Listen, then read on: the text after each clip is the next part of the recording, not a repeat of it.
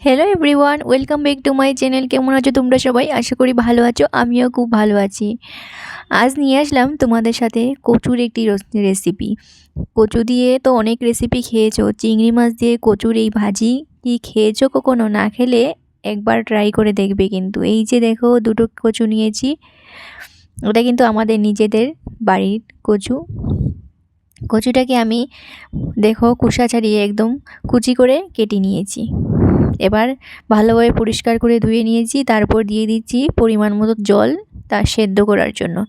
আমি কচুটাকে আগে সেদ্ধ করে নেব, যার ফলে কচুটা চুলকানি ভাব থাকলেও সেটা আর থাকবে না। বসিয়ে দিয়েছি সেদ্ধ।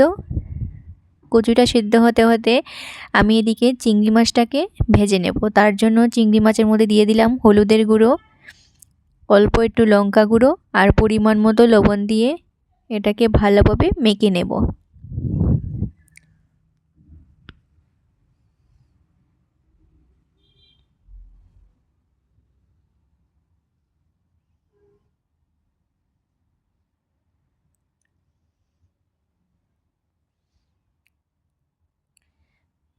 ভালোভাবে মেখে নিয়েছি, মশলা দিয়ে চলে যাব ওভেনে।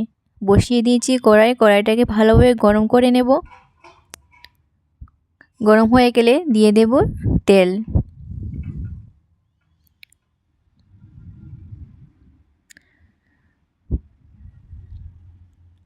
তেলটা ভালোভাবে গরম হয়ে গেছে, এবার আমি চিংড়ি মাছটা দিয়ে দিচ্ছি। এবার নেড়েচেড়ে চিংড়ি মাছটাকে সুন্দর করে ভেজে নেব। বন্ধুরা, যারা যারা আমার চ্যানেলটাকে সাবস্ক্রাইব করেছো তাদেরকে অসংখ্য ভালোবাসা। আর যারা এখনও পর্যন্ত সাবস্ক্রাইব করোনি, প্লিজ সাবস্ক্রাইব করে আমার পাশে থেকো।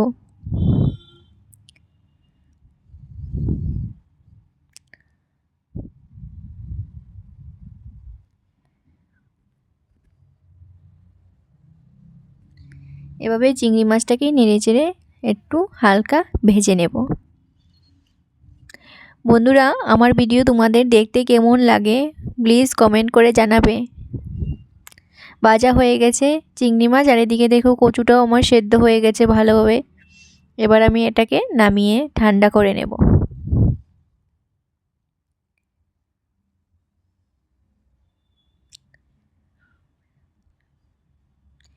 এই যে কচুটা ঠান্ডা হয়ে গেছে, এবার আমি দেখো জল থেকে কচুটাকে এভাবে জলটা চিপে চিপে তুলে নিচ্ছি।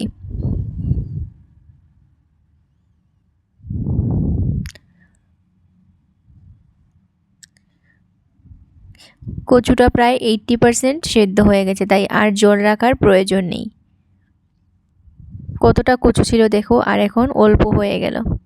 তারপর আবার চলে আসলাম আগের কড়াইটার মধ্যে, দিয়ে দিলাম আরও অল্প তেল। তেলটা গরম হয়ে গেলে দিয়ে দিচ্ছি একটা বড় সাইজের পেঁয়াজ কুচি। দিয়ে দিলাম 5-6টার মতো কাঁচা লঙ্কা। এবার পেঁয়াজ আর কাঁচা লঙ্কাটাকে 1-1.5 মিনিটের মতো ভেজে নেব, পেঁয়াজের কালারটা চেঞ্জ হওয়া অবধি।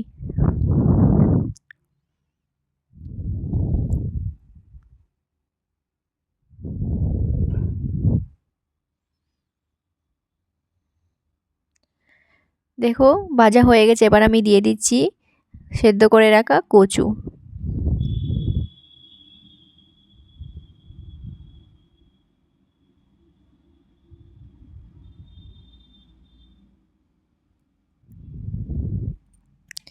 দিয়ে দেব মশলা, 1 চা চামচ হলুদের গুঁড়ো, 1/2 চা চামচ লঙ্কা গুঁড়ো, পরিমাণ মতো লবণ দিয়ে ভালোভাবে নেড়েচেড়ে দেব।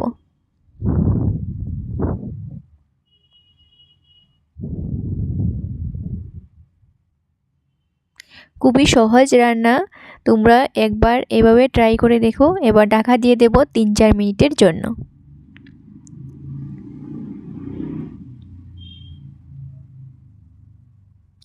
3-4 মিনিট পর দেখো সুন্দরভাবে প্রায় ভাজা হয়ে গেছে 50%। এবার আমি চিংড়ি মাছটাকেও দিয়ে দিলাম। চিংড়ি মাছটাকে দিয়ে আবার 2-3 মিনিটের জন্য ঢাকা দেব, যাতে চিংড়ি মাছটাও সুন্দরভাবে কচুর সাথে সেদ্ধ হয়ে যায়। 2-3 মিনিট পর দেখো সুন্দরভাবে প্রায় ভাজা হয়ে গেছে 50%। এবার আমি চিংড়ি মাছটাকেও দিয়ে দিলাম। চিংড়ি মাছটাকে দিয়ে আবার 2-3 মিনিটের জন্য ঢাকা দেব, যাতে চিংড়ি মাছটাও সুন্দরভাবে কচুর সাথে সেদ্ধ হয়ে যায়।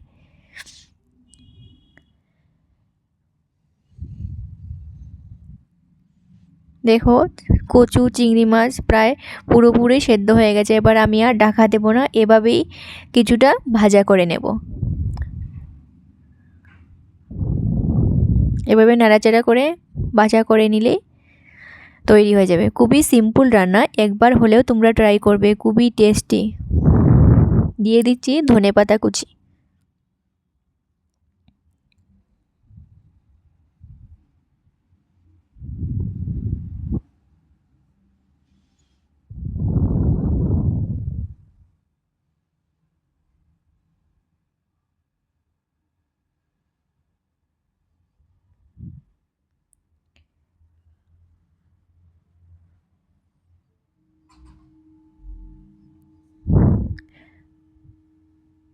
দেখো তৈরি হয়ে গেল চিংড়ি মাছ দিয়ে কচুর ভাজি। ভিডিওটা তোমাদের কেমন লেগেছে? যদি ভালো লেগে থাকে তাহলে একটা লাইক করতে ভুলবে না, আর চ্যানেলটা যদি সাবস্ক্রাইব করে না থাকো প্লিজ সাবস্ক্রাইব করে আমার পাশে থেকো। এবার আমি একটা পাত্রে নামিয়ে নিলাম।